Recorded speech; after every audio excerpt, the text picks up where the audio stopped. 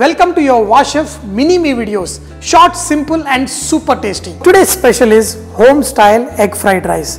I'm going to make the hotel restaurant style another day, but for this we're going to use regular rice, but make sure you cook it nice and fluffy.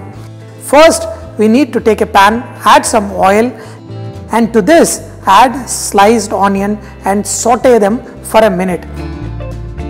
Then add 2 eggs. And here you can add some shredded cabbage, capsicum. To this add some chopped green chilies and add 1 bowl of rice. Now on top of this add chilli sauce, add a little bit of tomato sauce, vinegar, some soya sauce, and also add salt to taste. Add a little bit of flavoring salt. Mix it well. And in this add some pepper. In this you can add carrot, beans or any of your favorite vegetables.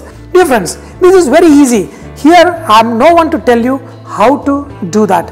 You can use your own imagination and add variety of vegetables to this. Finish it off by adding some chopped spring onion. That will give that extra punch and taste. So let's go ahead and taste it.